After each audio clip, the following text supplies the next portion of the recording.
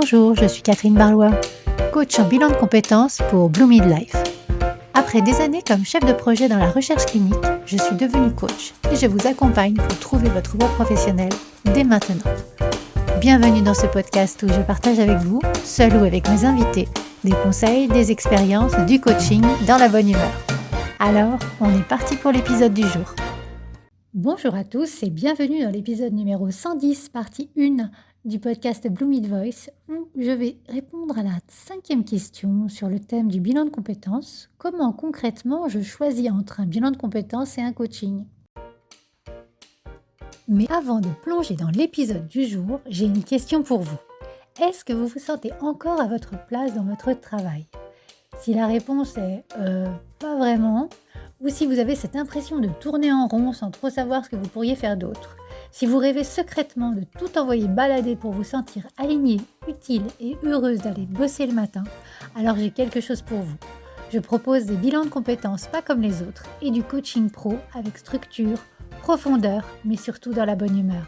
Résultat, vous vous connaissez mieux, vous reprenez confiance en vous, vous retrouvez du sens et vous construisez un projet pro qui vous ressemble vraiment.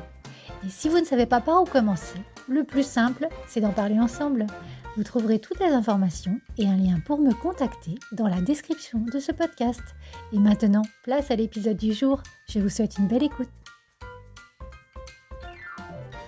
Dans cet épisode, on va voir ensemble concrètement comment savoir si vous avez besoin d'un bilan de compétences ou d'un coaching. Je reviens sur cette question car j'ai eu des demandes d'éclaircissement suite à mon épisode précédent, le 108. Alors, je préfère clarifier pour tout le monde, ce sera mieux. On l'a dit, c'est vrai que vu de l'extérieur, coaching et bilan de compétences se ressemblent un peu. On parle de soi, de son travail, de ses envies et on est accompagné par un professionnel. Mais dans les faits, les objectifs et la démarche et même le rythme sont très différents. Donc le bilan de compétences, c'est pour quand vous êtes en recherche de clarté.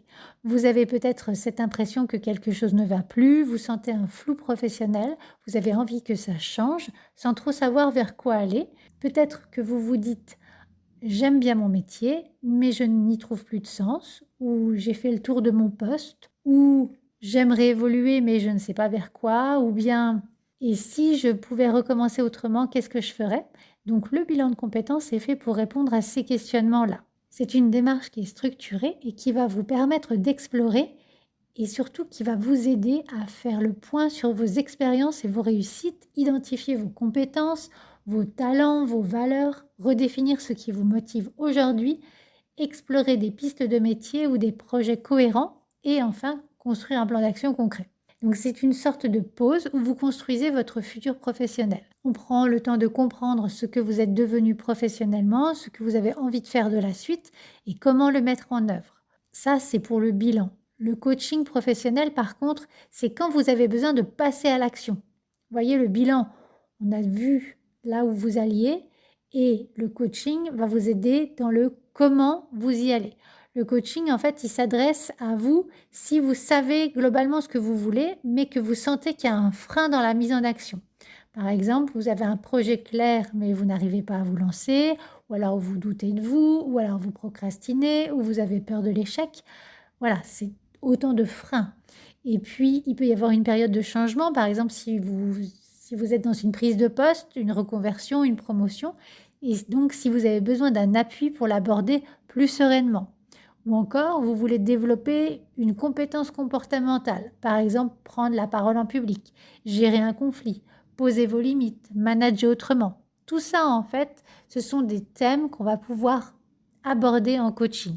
C'est vraiment un travail d'accompagnement qui est dynamique et qui est tourné vers vos objectifs. Le coaching, en fait, il questionne, il va vous confronter aussi parfois, il vous propose d'aller chercher en vous les solutions les plus adaptées à votre situation. Voilà, c'est vraiment vous qui allez chercher vos forces. Et donc, comme vous le voyez, les deux approches se complètent.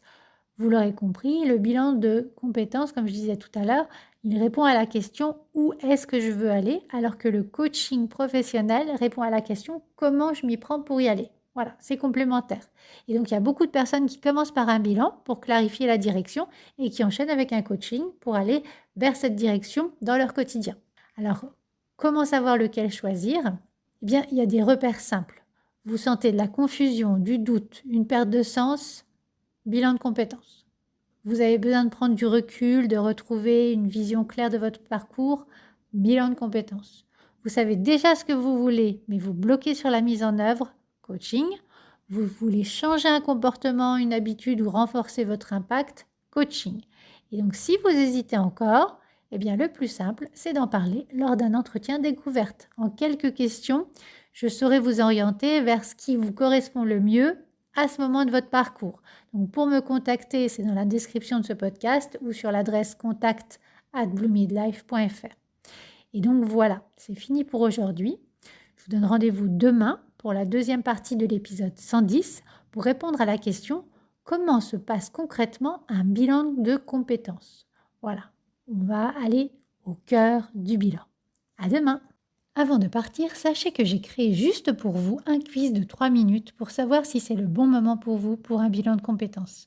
Le lien est en description du podcast et je vous ai réservé un cadeau à la clé. Mais je ne vous en dis pas plus.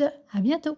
Si cet épisode vous a plu, n'hésitez pas à le liker, à le partager, à mettre 5 étoiles sur votre plateforme d'écoute préférée. Et je vous souhaite une belle semaine.